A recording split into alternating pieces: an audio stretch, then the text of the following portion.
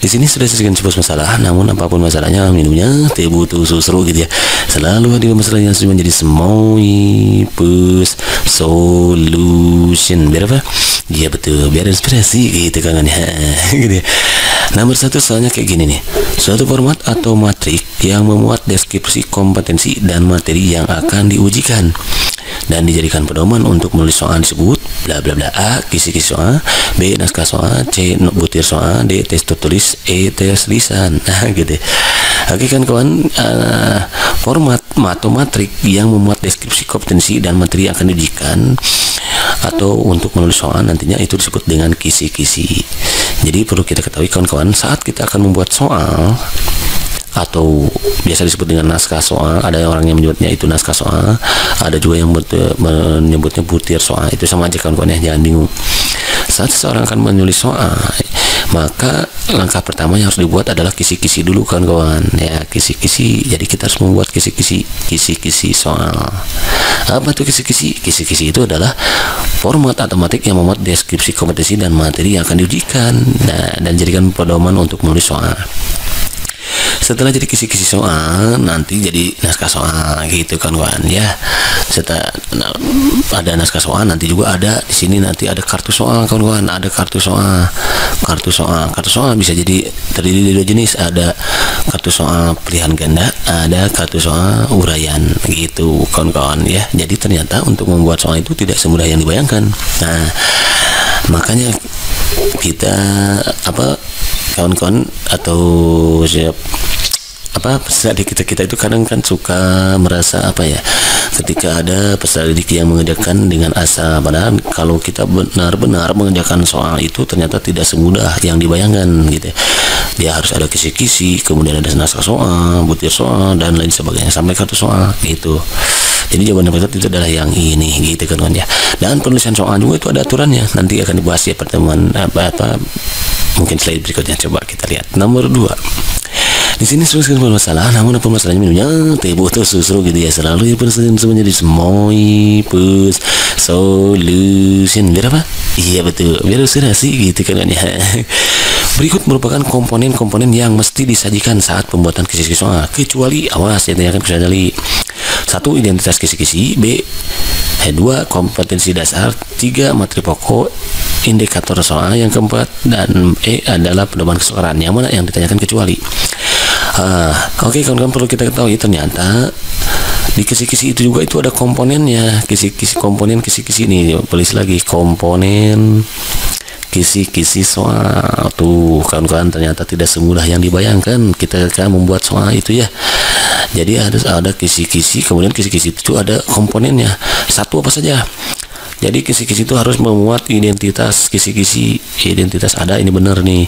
Identitas itu diantaranya adalah menyangkut, misalnya memuat minimal itu ada nama sekolah, identitas kisi-kisi ya. Jadi kisi-kisi itu ada di sini lah gitu. Ini lanjutan dari sini maksudnya ya. Ada nama sekolah, gitu, nama school. Nah, sekolahnya kita aja ya. Gitu. Enggak secol. Kemudian nama sekolah, kemudian ada ya mata pelajaran apa harus disebutkan di sana. Matematika, kimia, fisika, biologi atau apa saja itu sana ya. Kemudian ada jenis kurikulum apa yang dimana jenis kurikulum, harus ada memuat jenis kurikulum. Kemudian apakah kurikulum 2013 atau bukan gitu. Kemudian mata pelajaran apa sudah tadi ya, jenis kurikulum, jumlah soal ada berapa, jumlah soal. Kemudian juga ada alokasi waktunya atau bentuk soal dulu ya, bentuk soal mesti ada tuh di komponen kisi-kisi itu di matriknya. Kemudian jumlah soal, bentuk soal sudah ya, apakah uraian, apakah pilihan ganda gitu, alokasi waktunya, alokasi waktu. Terus penyusun siapa? Kalau Maki berarti tulis Maki ya, apa ya Maki ya gitu. Itu identitas kisi-kisi kawan-kawan ya. Kemudian dia harus ada kompetensi dasar. Dia harus ada kompetensi dasar benar. Kompetensi dasar sama indikator pencapaian kompetensi atau IPK. Ini mesti ada juga. Ada 2. Kemudian materi pokok mesti ada gitu juga ya. Kemudian lanjutnya harus ada indikator soal. Indikatornya apa? Jadi sebelum jadi soal itu tadi kemana nih? Di sini. Nah, dari kisi-kisi ke naskah soal itu, sebelum jadi naskah soal itu ada indikator juga, indikator soal kawan-kawan, indikator soal. kisi-kisi indikator soal, baru jadi naskah soal atau butir soal gitu ternyata ya.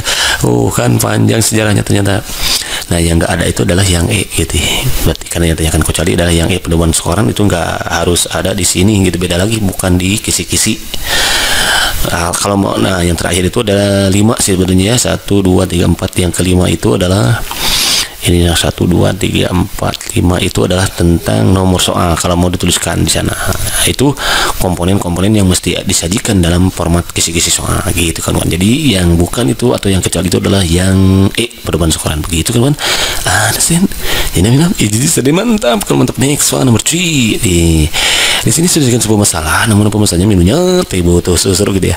Selalu minum sering semuanya semai push solution biar apa? Iya betul, biar inspirasi gitu katanya.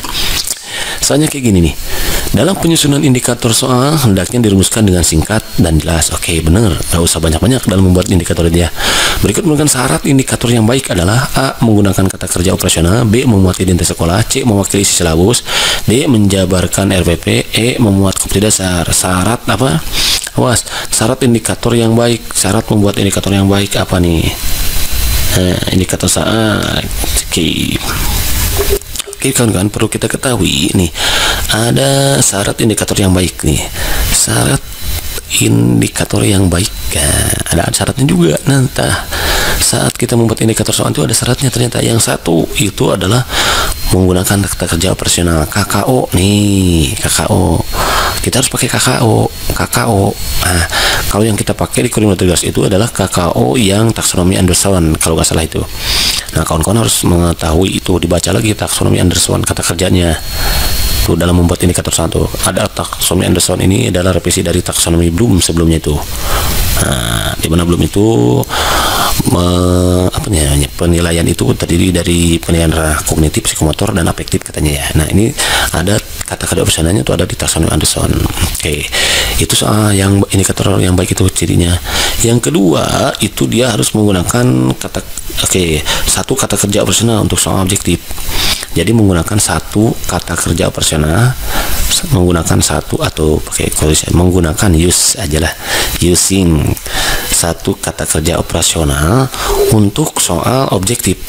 Untuk soal objektif tuh ada lagi soal objektif ya.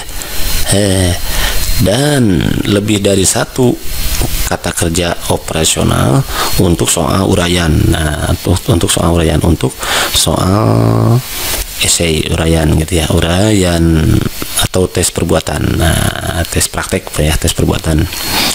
Itu syarat indikator yang baik. Yang ketiga, dapat dibuat soal. Dapat dibuat soal. Jadi soalnya harus dapat dibuat. Kalau susah jangan gitu ya. Atau pengecohnya harus ada pengecoh.